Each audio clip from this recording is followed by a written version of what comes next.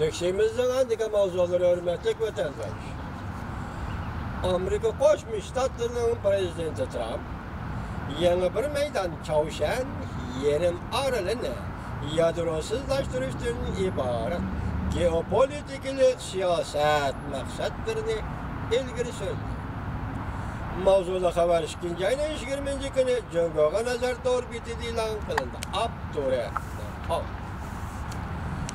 Amerika Chaushyan 2-qatimda yuqori darajaliklar suhbati Muşa ayının ahırda Vietnam xenidi ötküzüşle karar kıldı.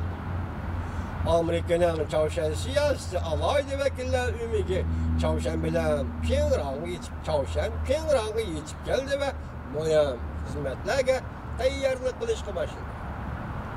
Prezident Trump hükümeti bu söhbetki çoğunqor ümit bağladı. 2. qatimliq Prezident Trump bilen Kim Jong-un söhbetini davr kılgan aldı. Amerika Chaushyan her xil yo'llar orqali ko'p qatim oshkor va maxfiy suhbat elib berib, jumladan Yevropada ish boshqarish darajalik bevosita suhbat yo'lini ochgan edi. Alomatlar ko'rsatdiki, Amerika Chaushyan Kim Jong-un hokimiyatining strategik tanlashini qattiq umid qilib, Amerika Chaushyanning yangi alohida munosabatini ilgari surib, Amerika'nın geopolitik stratejisi bulup Amerika'nın Jungo siyasetini özgertişe hizmet kıldırmakçı oldu. Amerika Qo'shma Shtatlarining davlat ishloqoti Mike Pompeo yana birinchi qatam Prezident Trump bilan Kim Jong-un uchrashgan chog'dagi detallarni oshkorladi.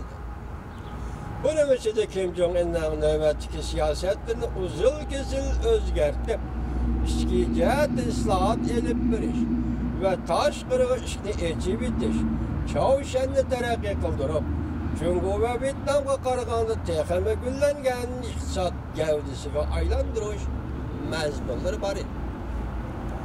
Bu rayonning bexatarligi boshdan oxir yangi yadrosizlashtirish jarayonidagi Amerika Chaushyan darajalik suhbatning, yuqori darajalik suhbatning eng muhim mazmunlarining biri edi. Chaushyan Amerika yangi munosabatlarni qurib, sakrash taxtisi qilib, Chaushyanni an'anaviy Jungo-Chaushyan munosabatlari doirasidan tartib chiqarib, Chaushyan yerim orolini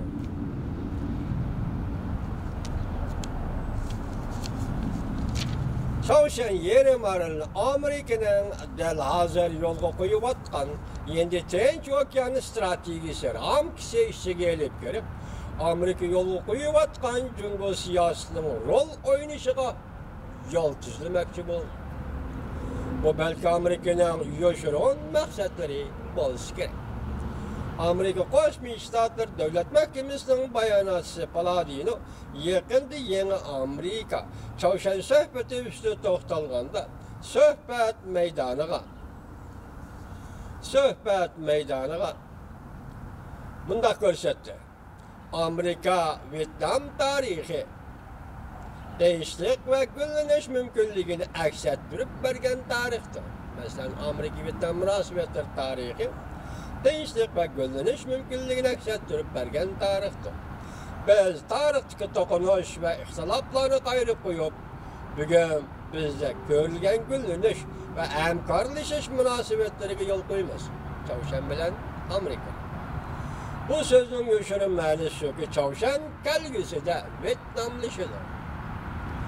Amerika bilan bexatarlik, hamkorlik munosabatlarida rol olib, hatto dal hozir o'zgarib kelayotgan Amerika Jungo yangi sovuq munosabatlar urushining ko'rik bashi istiqomiga aylanadi.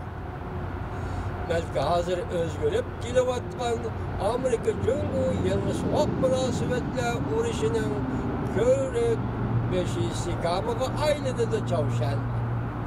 2018 yılının başlarında Prezident Trump, Kim Jong-un'ning tashqi siyosati o'zgarish hosil qilishidan xabar tepib, matbuotga suhbat bayon qilganda, Chaushanga qo'llangan tadbirlarning kayniga intayin zo'r strategik o'rinlashtirish ehtiyojini borligini tilga olgan edi.